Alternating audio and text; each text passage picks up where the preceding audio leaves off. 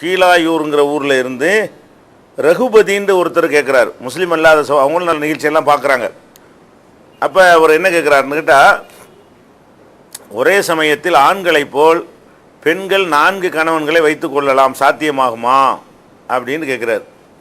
அதாவது நம்ம இஸ்லாத்தில் வந்து சில நிபந்தனைகளோட, அது சில கண்டிஷன்களோட ஆண்கள் என்ன செய்யலாம், ஒரு சட்டப்படி விபச்சாரம் பண்ணிடாமல் சட்டப்படி முறைப்படி கல்யாணம் பண்ணி கொள்ளலாம்னு சொல்லப்பட்டிருக்கு. 4 மனைவி வரைக்கும் கல்யாணம் பண்ணிக்கலாம்னு சொல்லப்பட்டிருக்கு.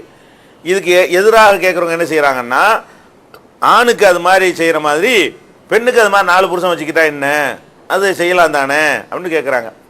இது வந்து வார்த்தை கேட்குறதுக்கு வேண்டாம் ஒரு லாஜிக் மாதிரி தெரியுமே தவிர, இது வந்து சிந்திச்சு பார்க்கும் பொழுது இது ஒரு சரியான கேள்வி கிடையாது. ஏன்னு கேட்டால், இப்போ கல்யாணம் பண்ணுதல் என்பது முக்கியமாக சந்தோஷத்துக்காக இருந்தாலும் அதில் முக்கியமான ஒரு விஷயம் என்னன்னு கேட்டால், வாரிசுகளை உருவாக்குதல். நமக்கு வாரிசுகளை பிள்ளைகள் என்ன செய்கிறது, பெற்றெடுக்கிறது. நம்முடைய தள்ளாத வயசில் அந்த பிள்ளைகள் உதவணுங்கிறதுக்காகத்தான் இந்த கல்யாணங்கள் பண்ணுறோம். இப்போ வாரிசுன்னு சொல்லும்போது ஒரு ஆம்பளை 2 மனைவியோடு வாழ்கிறான். அந்த 2 மனைவியும் கர்ப்பமாகறாங்க. 2 மனைவியும் கர்ப்பமாகி 2 பேரும் பிள்ளை பெறாங்க. அந்த 2 பிள்ளைகளுக்கும் தாய் இன்னாரு தகப்பன் இன்னார்னு தெரியுமா தெரியாதா? கண்டிப்பாக தெரியும்.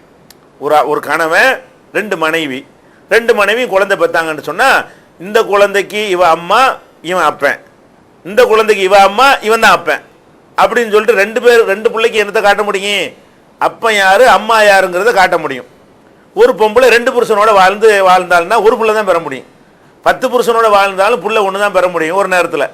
அந்த ஒரு பிள்ளையை பெறும் பொழுது அதுக்கு அம்மா யாருங்கிறது தான் தெரியுமே தவிர அப்பன் யார். இப்போ 4 புருஷனோட ஒருத்தி வாழ்ந்தான்னு சொன்னால், அந்த 4 புருஷனோட வாழும் பொழுது இந்த குழந்தை யாருடைய குழந்தை?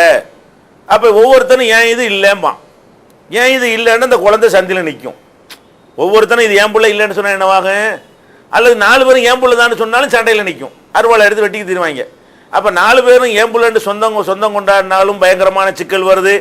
4 பேரும் என்னுடையது இல்லை, அந்த அவனை மாதிரி தான் இருக்குது இவனை மாதிரி தான் இருக்குது என்று சொன்னாலும் என்ன வருது, அதில் சிக்கல் வருது. அதுபோக இந்த 4 பேருடைய தாம்பத்திய வாழ்க்கையில் வரும்பொழுது பெரிய பயங்கரமான சண்டை வெட்டு குத்துலாம் வந்துடும். அது உள்ளே நுழைஞ்சு பேசினால் ரொம்ப அது உங்களுக்கு புரியும் அதனுடைய விபரீதங்கள். அதனால் இஸ்லாம் என்ன பண்ணுதுன்னா, உடற்கூறு ரீதியாகவும் சிந்திக்கணும். ஆண்கள் பெண்களை பற்றி பேசும் பொழுது மற்ற உரிமைகள் மற்ற விஷயத்தை நீங்கள் சமம்னு வைத்து கொண்டா கூட அதில் எப்படி நம்ம சிந்திக்கணும், ஆணுடைய உடற்கூறு என்ன, பெண்ணுடைய உடற்கூறு என்ன, அந்த உடற்கூறுக்கு ஏற்றவாறு தான் ஒரு சட்டத்தை சொல்ல முடியுமே தவிர, ஆணுக்கு சொன்ன மாதிரியே தான் பொண்ணுக்கு சொல்லணும்னு சொல்லக்கூடாது. ஒரு ஆம்பளை அரை ட்ரௌசர் போட்டு தெருவில் போகிற மாதிரி பொம்பளையும் போகணும்னு சொல்ல முடியுமா? யாராவது சொல்லுவாங்களா? அப்போ உடல் ரீதியான சில விஷயங்களை கவனத்தில் கொண்டா தான் அதுக்கு பேர் சிந்தனை.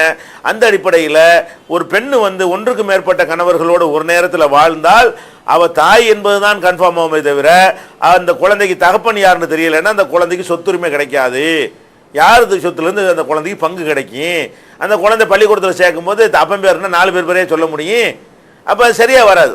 4 பேர் கூட்ட ஆளுக்கு பாதின்னு பங்கு வகிக்க முடியுமான்னு அதுவும் முடியாது.